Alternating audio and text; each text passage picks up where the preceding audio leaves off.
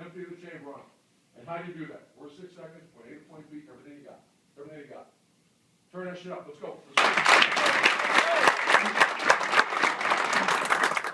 Welcome to the Scoop World Order Rising Spring Superstar Edition. We're very excited about this one. This is one that, spring ball is going to be here in 2 weeks, which is amazing because it seems like it gets earlier every year, but it's great for us because it gives us some awesome content and some things to talk about. And, it's never been bigger in the history of college football for spring football because, a lot of these young guys, they're trying to win spots and teams seem to be getting younger and younger. We started a freshman quarterback and a freshman running back last year. And, by the end of the year, Emeka Ebuka and Marvin Harrison Jr. were 2 superstars in the Rose Bowl. So, these guys start making their marks. And something that's real interesting, I'm going to bring in Nevada back here. But please, if you enjoy this content, please subscribe. This really helps us get the alerts. Our page is growing like a weed, and it's all thanks to you guys. So we appreciate that. So we're bringing Nevada real quick. Nevada, something that's really changed over the last year that I actually talked to some of the young kids, the early enrollees about it like this week is that, if you ball out in spring football, like Jack Sawyer did, then you could actually land an NIL deal based on having 4 sacks in the spring game. Like, what are your thoughts on that? Because that's something I don't think many of these kids that are coming in realize, but if you ball out in that game and people project you to be a superstar, you could actually cash in on that. So what are your thoughts on that now? Well, I think, NIL has changed a lot of things, across the board. You've got, companies / boosters / people that are kind of, betting on this almost like the futures market. And, there's a certain amount of risk that comes with picking a 3-star, 4-star, or 5-star. And some of that risk is mitigated once you get a chance to see them in spring practice or see them in the spring game. And so the more people can see you and be exposed to you, then the greater your opportunities are for, like you said, for, I won't say riches, but for a lot of these people, it is kind of, life altering money already in college. And the entire calendar and everything has kind of moved up, and young guys aren't young guys anymore. As soon as they hit campus, they're expected, big things are expected out of them. And I think this spring will be no different. We'll see some guys that'll rise up, and they'll be almost household names like Emeka was last year, or Marvin Harrison was last year, or Jack Sawyer was last year. So I think it's a very exciting time, and we're already hearing some really interesting things out of winter conditioning and from the veterans about the guys to look out for, and we're excited to share that with you. Yeah, and the thing about winter conditioning is it's all competitive. Like, they actually have usually an intern that walks around with a clipboard and keeps track of who wins every race. Like, they usually pair people up, and and everything is judged. So, while a lot of people, they equate like going to work out or do conditioning or whatever, they just think, oh, well, you're just going to go run some 100-yard dashes or some half beasts or whatever. But they measure everything. And when you have a brand new coaching staff with Jim Knowles, heading the defense, and the DBs they brought in, and then they have all the QCs from Oklahoma State. Then you have Justin Fry on the O-line. There's a lot of guys that are kind of starting at square one that have to impress their new coaches. So that's something that I always look forward to hearing about: who's doing well, who didn't. I get taking some time off in January, but you can't take too much time off because then you kind of lose. If you don't use it, you lose it. So some of these kids, they rest a little too much. So it's always interesting to see who struggles during conditioning and who really excels and puts the hammer down. So with that, we're going to get into, we picked 3 young guys to kind of, see who could make a big jump in spring ball. Last year, Emeka was fantastic. Jack Sawyer was fantastic. So this year, the criteria was kind of no starts, no career starts, has to be a young guy. Somebody that isn't obvious. We always like to kind of go, out there a little bit. So, I got to start this off with my boy because I love 74, man. My man Donovan Jackson is a freak show, and he is a stud of a player. Nevada, tell me a little bit about him. 5-star kid, was the MVP of the opening. He's a fantastic kid. I met him at camp last year. Super athletic. But tell me what your thoughts are on the new 74 Donovan Jackson. Well, I always look, for me, one of the big tells on this stuff is the guys that the upperclassmen are talking about. And this is a guy that when you talk to the upperclassmen on the Ohio State team, he's one of the first names that they mention. And, to see how highly regarded he was, Ohio State used him in some interesting ways. They used him as an extra tackle. They used him as an extra tight end a number of times last year. And, he's a guy that we're expecting big things out of. And I think he's going to be a high impact player on the offensive line. The offensive line's got some big shoes to fill with some guys that are going on to the NFL that are going to be high draft choices, from a elite performing unit last year. And I think Donovan Jackson is going to be a guy that really makes a name for himself. And like, I like everything about his game. I like his toughness. I like his strength. I like his punch. I like his stance. I like it. There's just nothing about his game that's really really weak. And he's a guy that's given the other defensive linemen fits throughout his time here at Ohio State, and I think it's going to continue on into the spring ball. I think he's going to have a big spring and leap into a major role come the fall.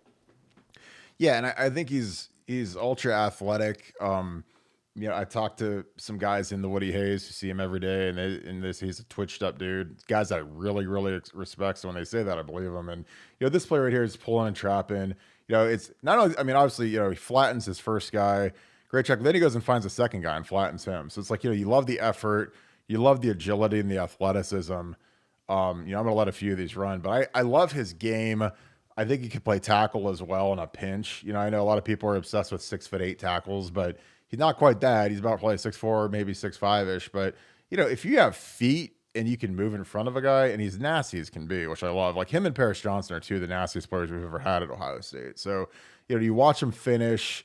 I mean, obviously these guys aren't Big Ten caliber guys, but he can't pick who he goes against, and he throws them on the ground, buries them, plays nasty, very fit, he's in great shape. He's a great kid, really bright. So he's got all the tools, and I think him and Harry Miller are probably gonna have the biggest battle in all of spring ball for the open guard spot. Cause I think in Penn, pretty much you can write out Paris Johnson, Matt Jones, Luke Whippler, question mark DeWand. So I mean, there's going to be a lot of guys vying for that right guard job because there's a lot of guys that I mean, Harry obviously started the year before, kind of had a lost season last year, and then you've got some young gunners like Donovan that could really make an impact with us, and I'm just excited. I love watching his film. I always love just watching kids finish. Because again, like you can't always play against a 5-star SEC defensive end or defensive tackle, but you got to bury the guys you're going against, and if you're going against a guy who's lesser, you better dominate. If you're not dominating, then that's a big red flag that we'd always look at when we watch films of staff at Ohio State. But yeah, he's physical, he's violent, and I think he's gonna have a big year. And of course, he's number 74, so of course I got to root for him. He's like my favorite guy on the roster. He's wearing 74. So, but yeah, we'll on to our next one. This was your pick, and I'm really excited to talk about him too because. The way that we've had these young receivers emerge, tell me a little bit about Caleb Burton and why he was your pick as the breakout star of spring. Well, Caleb was a guy that, had his freshman and sophomore years in high school was just virtually unstoppable. Had an injury his junior year, and that kind of moved him off some of people's radar. But this is a guy that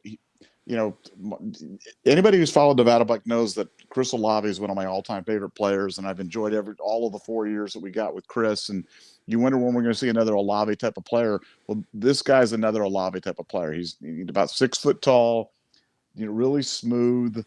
He doesn't look like he's moving really fast, but he is moving really fast. Catches the ball well, high points the ball really well. Can play in the slot, can play outside, can really do it all. And I think he's going to have an Olave type of impact, which means, I think by the end of his freshman year, he's going to be a guy that's going to be a regular contributor, even in a deep wide receiver room for Ohio State. And, the guys that I talked to at Ohio State are all excited about him, and they pointed to him as the next great one. And these are the same guys that were talking this way about Jackson, Smith, and Jigba, and saying he might be the best of the whole three of Garrett Wilson and Chris Olave. And we kind of laughed at that when they said it, but after the Rose Bowl, nobody's laughing anymore. But I think Caleb Burton's going to be a household name by the end of the year, and he's probably the guy that I'm the most excited to see this year in an Ohio State uniform.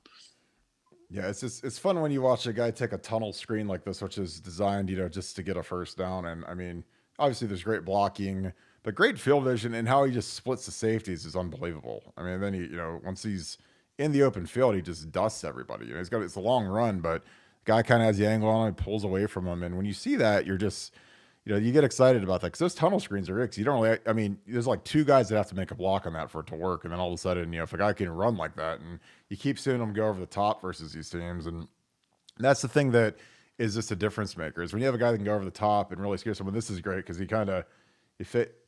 I mean, you know, the routes are crisp. There's your high point you're talking about. But yeah, there's just a lot to like about this guy. You know, Brian's going to coach him. Brian Hartline. You know, we've got such a great tradition going at wide receiver right now. These kids are all good kids. They're all competitive, and they're all really unselfish, which is amazing. You know, like I mean, nobody in the world would have picked Jackson Smith-Njigba to lead the team in receiving and receptions last year, but he did. And you know, it's because these guys are so they're so unselfish. So our last guy we're going to go to is a guy who everybody's going to be real familiar with. I mean, this was kind of an easy one that we both kind of picked, but tell me a little bit about Captain Buckeye CJ Hicks. Well, CJ is a guy that, you know, he's the prototypical linebacker in the year 2022. You know, he's a little bit on the smaller, you know, he's not in the mold of an Andy Katzenmoyer or you know, a big rugged linebacker, but he's a linebacker that can really run, that can really cover, can, you know, play sideline to sideline. And he's kind of the perfect guy for the Knowles defense. And that's really what you got to, you know, there's a horse for every course. And a player like CJ was going to be a good player at Ohio State regardless. But in this Knowles defense, he's going to be an exceptional player. And he's going to be asked to do a lot of blitzing. He's going to be asked to move around a lot of different spots.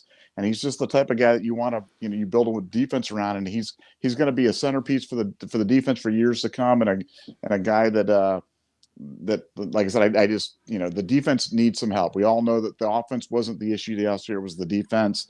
Well, CJ Hicks is a guy that could provide immediate impact and immediate help for a Ohio State defense that was a little bit leaky last year. It's he's going to be a guy that's going to make big plays, get some turnovers, and get those negative plays that are so important to stopping the modern defenses. Yeah, and it's always fun when you watch some of their highlight films and you see how good of athletes these guys are and how good their fitness is. You know, you see him returning punts, you see him playing, you know, running back in a triple option and a wishbone.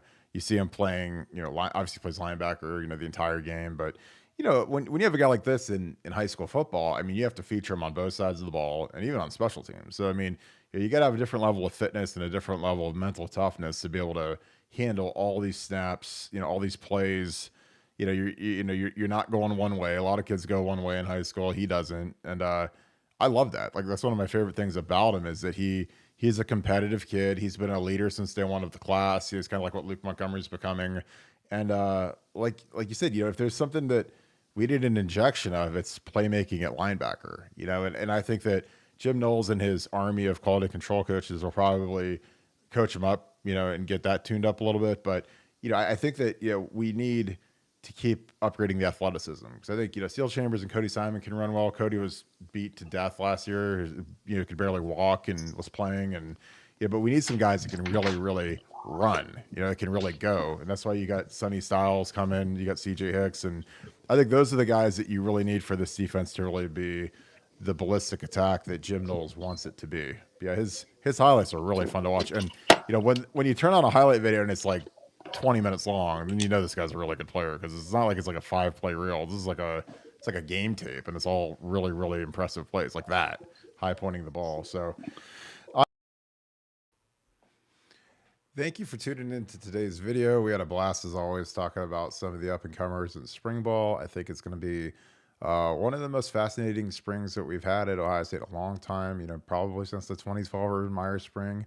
And I think that, you know, if you guys want the inside scoop and you want the content and you want to know what's really going on, subscribe to BuckeyeScoop.com.